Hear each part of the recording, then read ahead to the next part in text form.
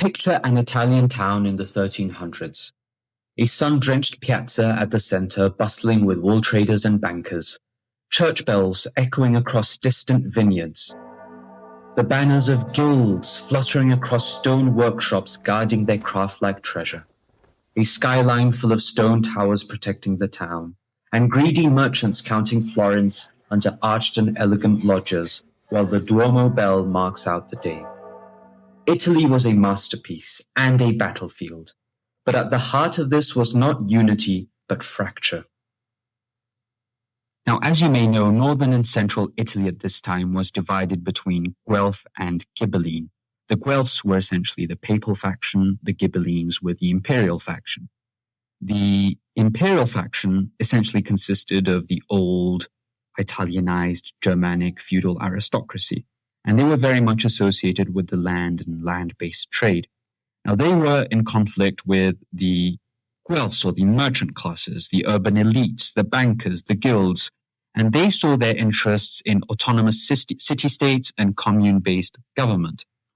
But this is a bit of a simplification because these identities could very easily dissolve into petty, local, and even family feuds. And if there's something that this period teaches us is that faction breeds faction. And even when the Ghibellines were ousted from Florence, the Guelphs basically turned on themselves and they formed two factions, the whites and the blacks. Dante was famously a white Guelph and he was even exiled from Florence. In Lucca, Pisa, Siena, and Pistoia, alliances would fracture like glass, loyalties would change with the wind, and families would turn inward. Even within the same city, neighbors would build separate towers to defend their little piece of the sky.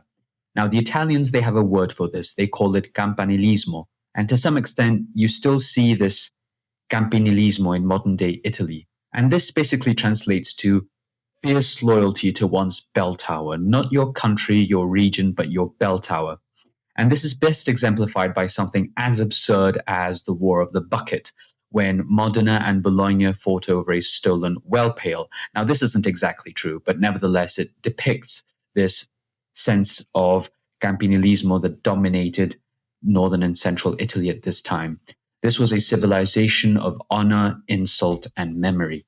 To the extent that if you were to go to the Palazzo Comunale, even today in Modena, one of the first things you see as you go up the staircase is the room that houses the famous war trophy, the bucket that Modena stole from Bologna. And yet there is something strange about human conflict. Sometimes it creates beauty. In their envy and competition, Italy's city-states began to measure greatness not just in terms of armies, but in architecture, in patronage, in light.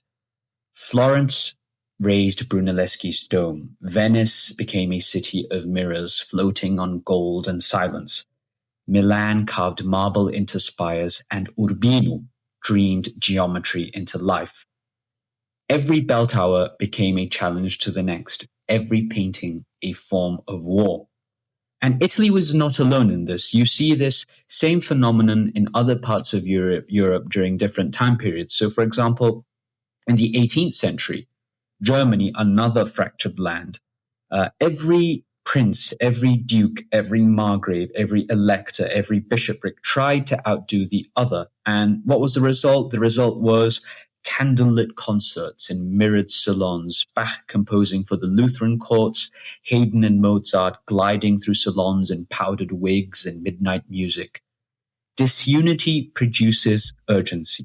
Rivalry demands genius. And there is something psychological here that a broken people, when divided into selves, may compete not just for dominance, but for meaning. And in that, culture flowers. Not because of peace, but in spite of it. But even as the cities flourished, the cost of their splintering grew unbearable.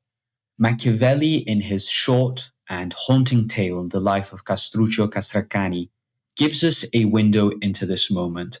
Castruccio is a warrior from Lucca, a Ghibelline condottiero or military chief. He's charismatic, he's brutal, and almost mythic. But in the final pages, as Castruccio lies dying, Machiavelli lets him speak a prophecy. He says, "Italy cannot be strong nor happy. no whole until she is united under one prince, one law, one hope. Now, this is not just politics, it's yearning, the longing of a divided self to become whole, a psychological unity, not just a political one. Even Dante, in his Divine Comedy, he says, "Ah, abject Italy, you in of sorrow, a ship without pilot in harsh seas." Pope Julius II, who was fierce, theatrical, calculating, he formed the Holy League to drive out Louis the 12th and the French yoke out of the Italian peninsula.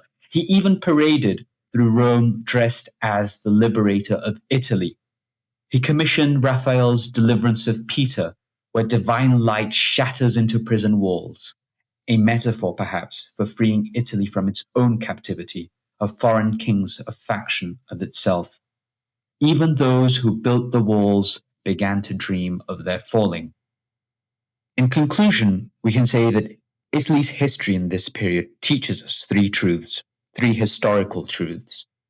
One is that faction produces faction.